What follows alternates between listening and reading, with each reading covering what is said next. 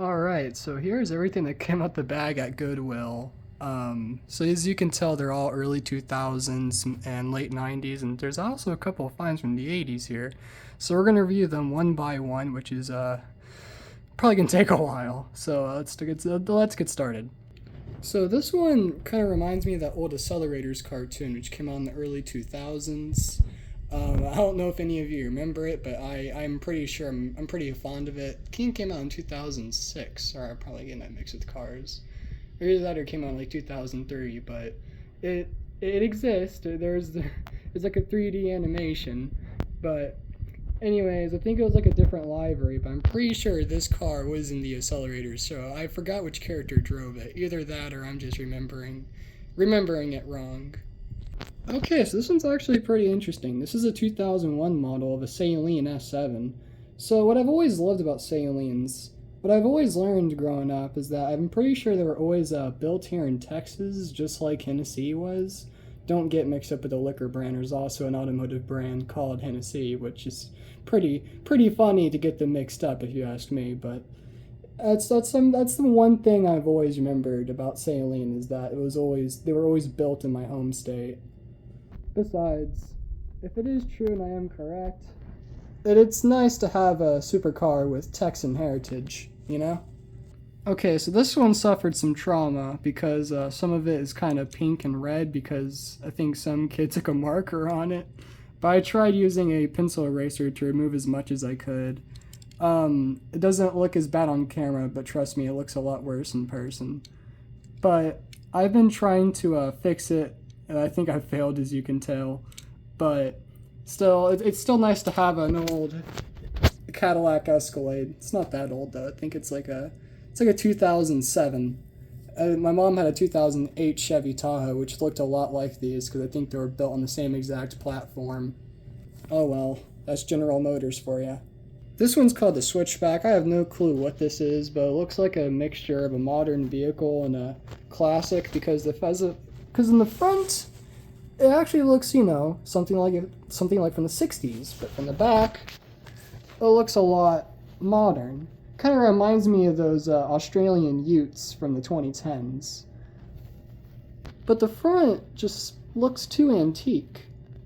Oh well, you can definitely tell it's some custom truck, but it's really nice. I do like it, in my opinion. Okay, one of my favorite finds, the Ferrari F7. Actually, what is it called? It says it right there. Yeah, 575 GTC. I don't really remember the names of Ferraris because I don't really care for them, but at the same time, it's nice to find a Ferrari in the bag collection. At the same time, as you can tell, this video is not scripted. Anyway, it's definitely, as you can tell from the logo, it's definitely from the mid-2000s because they changed back to their original logo, I think around 2010 or so. But I remember back when they were using this icon when I was little. Anyway, here's this Mexico Racing IROC Z Chevrolet Camaro, which there's also another IROC Z Chevrolet Camaro with a different livery. These are the finds from the 80s I was talking about from before.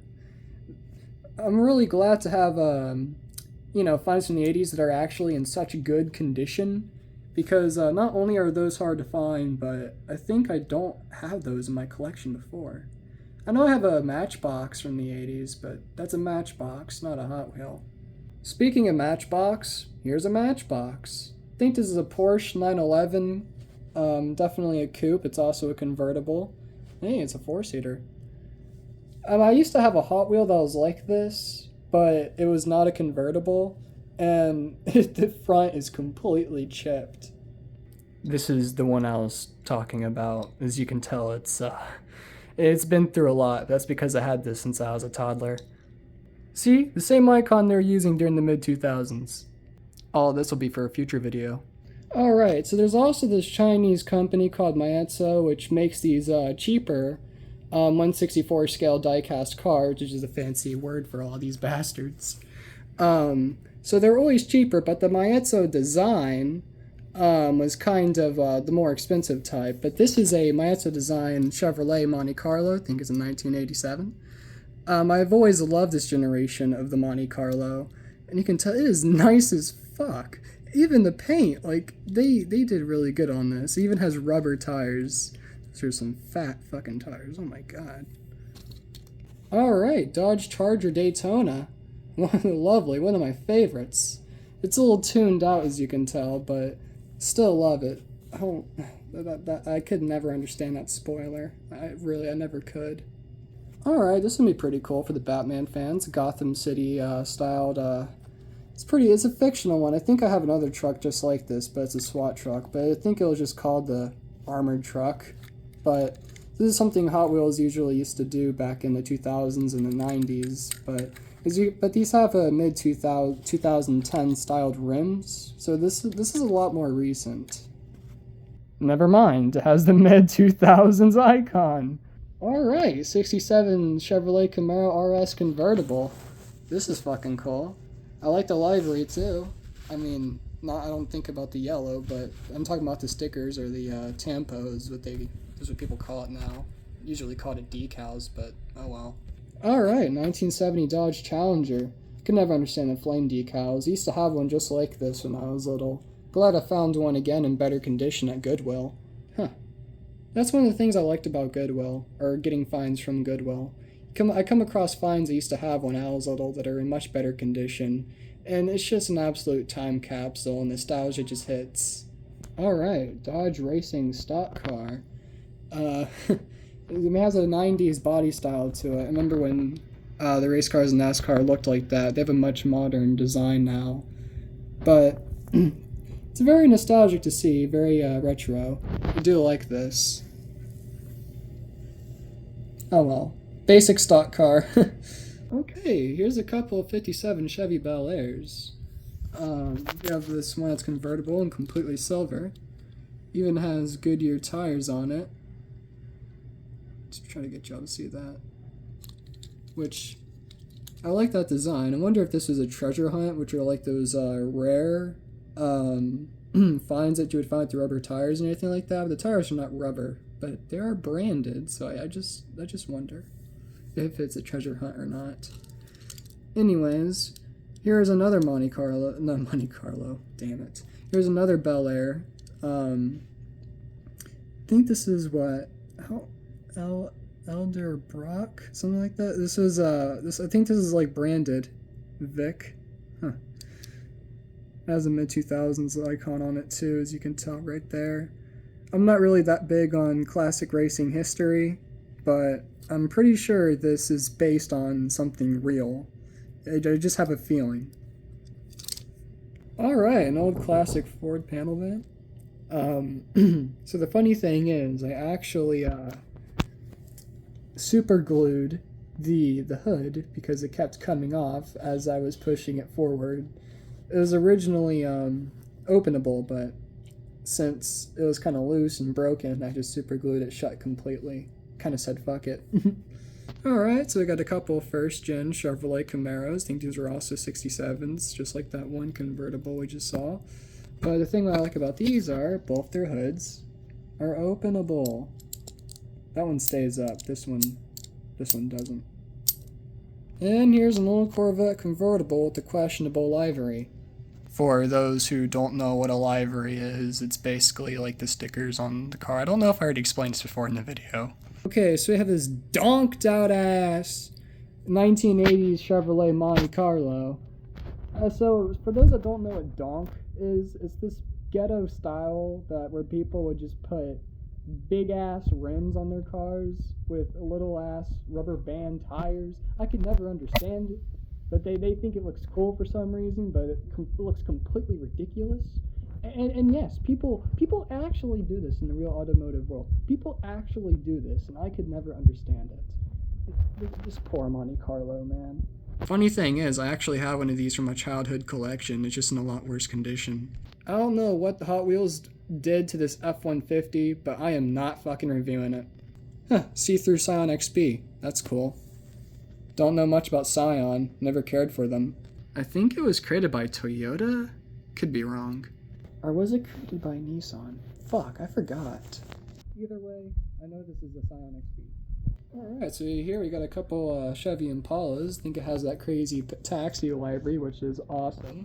We have one in worse condition because it has like red paint and chips all over it. Oh, it's not really paint, I think it's marker. But here you have one in a lot better condition. Huh, two of them came out in the same pack. That's funny. I've always liked the Impala. It's funny because people usually turn these into lowriders nowadays. Crazy to see one as a taxi, even though this is not really a real taxi. I think it's based off of a certain franchise. Alright, so we got two 1969 Pontiac GTOs. I've always loved the GTO growing up. There's just something about them. I mean, just look at that grille. There's more grille than headlight. Well, I think it has hideaway lights, which is like, when you turn on the headlights, it kind of like flips underneath the grille. It's kind of like flip lights, but it camouflages with the grille once you turn off the lights, and that's why they call them hideaway lights. It's a pretty cool thing they did with muscle cars back in the day. Wish they could bring that back, but unfortunately, the American auto industry is killing the American muscle car with these new shitty EVs, which sucks. We got a nice 1970 Ford Torino. Never really liked Ford, but I have to admit, I always liked their Torinos, just like I've always liked their F-150 Lightnings, even though the new electric Lightning is a complete abomination if you ask me. Alright, the Chevrolet Chevelle SS. You know, growing up, I was always very fond of this car. There's just something about the body style, it just stood out to me. Now, I know a lot of people say, oh, all classic American muscle cars almost look the same, they're all too similar. But you can really say that about any car if you compare them to a Heritage and certain time frame. You know, like all the Japanese cars in the 90s, they all looked similar. So you could really say that about any type of car from any time frame and nation. But there's just something different about the Chevelle. Something that I felt, just even looking at them as a kid, it's just, I don't know. They're more sleek. The headlights and the grille were perfectly done. The automotive designers that designed these, they were absolute geniuses. These are absolute works of art. That's what I've always liked about Hot Wheels too, is that they took actual cars and put them into these little toys that, if there's a certain car out there that you really like, you can't afford it, hey, at least you can get it in the 1/64 scale. But in all seriousness, as an automotive enthusiast, as someone who's always been obsessed with cars since birth, that's why I've always collected these, and I've always collected the ones based on real cars, and I don't know, I love how every single one has their own personality. Speaking of automobiles with personality, here we got the Opel Frogster. So, this is a concept car. This car was never released, but this was a concept. If you Google 2001 Opel Frogster, you will actually find pictures of this actual car. But even though it was never actually sold, it was supposed to be a convertible, which is like some sort of roadster, and supposed to also be a pickup and a coupe all at the same time. And it was more aimed at the younger generation, even though I think it was because of its very questionable design. These were a complete flop. And here we have a custom 1969 Chevrolet, I think it's a K10 pickup. It's definitely custom. It's all grille, no headlights. That's definitely street legal.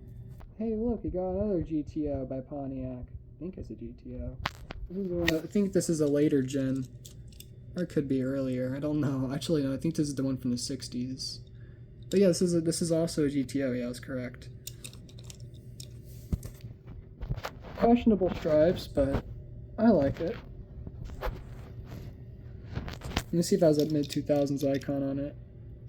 Yes, it does. Yes, it does. Okay, we have another find from the 80s. We got right here a Chevrolet Corvette. An 80s Corvette. And it's funny because if you look at the bottom of this, let's wait for it to actually focus. Okay, the camera's not focusing. That's just fucking lovely. Well, this model's made in 1982. It says it right here. It's focusing now. Finally, 1982. This was made in a factory in 82. It's a 1980 Chevy Corvette. Even has the old logo where they just put the name instead of just putting a logo. Oh my god. Oh, it's such a classic find. I'm glad to have this. It's just a shame the paint is in pretty bad condition. I love how there's just no tail lights. Okay, here we have a Ford Mustang convertible. I think it's a GT.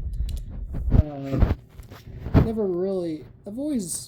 I could never understand this generation, the Mustang. I always thought they were ugly growing up, but as I gotten older, they kind of grew on to me. I kind of like them now, but I don't like them as much as the 2005 generation, which has reportedly been the best generation, the Corvette next to the 65, and the 65 is actually number one, which is the first gen Mustang. If I called it a Corvette, I'm so sorry. So basically, right here we have a Matchbox 1965 Mustang and a Hot Wheels 2005 Mustang, and these two generations of the Ford Mustang were the most beloved generations of the Ford Mustang. This is probably the first most loved because it's the OG, but this is probably the second because I think it's because of its performance. But these have always reportedly been really good. Don't know why, but a lot of people just a lot of people in the car community just dick ride it. not not literally. All right, so here we got an old Matchbox trophy truck. I don't think it's actually based on anything, but it looks like an old Toyota pickup sorta. It's funny because the thing about the Toyota pickup, they've been stereotyped to be nearly indestructible, like a Nokia brick on wheels. It's funny because Top Gear put one on top of a building that ended up collapsing, and afterwards they're still able to start the Toyota pickup. If you don't believe me, look up the Toyota pickup episode from Top Gear. But it is just crazy how the Toyota pickup can survive so much. So I'm hoping this is a Toyota pickup. It's funny because the Toyota pickup was the original trademark name for the Tacoma before the Tacoma. Then the reason why it was never called a Hilux in the United States is because it never reached the United States. Only in Japan and Asia, everywhere else, it was always called the Hilux. But here in America, they just called it the pickup, and not until the early 90s they came with the Tacoma name. Alright, custom 1962 Chevy pickup. So really nice. I don't know why it's slammed to the ground. I can never understand why people do that to trucks. Never understand why. It's just so impractical. As soon as you hit a curb, you absolutely mess it up. And not only that, but you can't even haul anything with it. That's the entire point of a pickup truck. Utility. We have a custom racing Corvette Stingray right here. It's really nice. Even has the mid-2000s icon on it. Just stamped on there. The stripe's in pretty bad condition, but the paint itself is in good condition. I could probably use a dry erase marker to get rid of the stripe and make it plain. It would probably look better that way anyway. I don't know what the fuck this is, but all I know is it's a Cadillac. And honestly, it is gorgeous. The paint's in really good condition, so is the sticker still after all these years, because if you look at the bottom, it says it was made in 2002. I don't know if y'all can find, actually, does it say 2001 or 2002? 2001. Shit. Well, anyway, this is before they were using their mid-2000s icon. This is their original icon. They didn't bring back until like 2010. So like during the mid-2000s, they're using this icon instead. Hold on, let me see if I could find it on there. No, it's not on that one. Here it is. They're using this icon instead. Okay, we have a Dodge Viper. Never really liked a Viper because of how dangerous these things are, but I like them. It's funny because, to those who don't know, a GMC Cyclone defeated this thing on a track in 1992. I think it was Daytona Speedway, I think. One of y'all guys want to know what a GMC Cyclone looks like? This is what defeated the Dodge Viper on a track in 1992. Fucking pickup truck. Okay, here we got another Corvette Stingray. The top's kind of chipped. So I think what this kid did is he would slide it and just underneath the doorways, which is the same exact thing I did when I was little. Because if you do that, That happens. That happens. Huh. Shit. Look at this. I think this is a Ferrari, but it's funny because if you look at the bottom, there's really no name for it on here. But I could have swore this is a Ferrari. There's no icon on it either. Could be one of their fictional cars.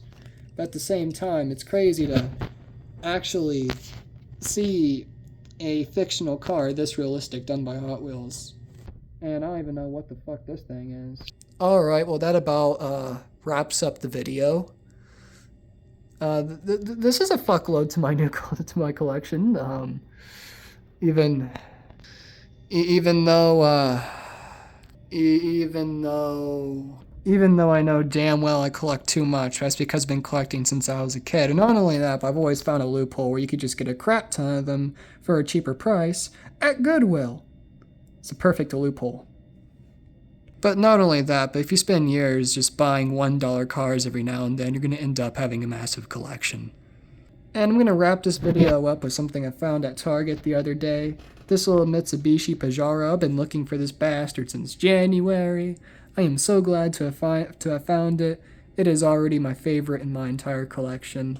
I have no other car that has this unique aesthetic to it. It just feels different, you know? It's I think it's a 1997. These were manufactured in Tokyo, Japan, which is awesome. It's funny because Mitsubishi was the same brand that used to make fighter planes for the kamikaze pilots back in World War II. Alright, so I'll definitely hit y'all up with more videos sooner or later, but I'm gonna give y'all a new long one. So that's it for y'all. Y'all have a good day.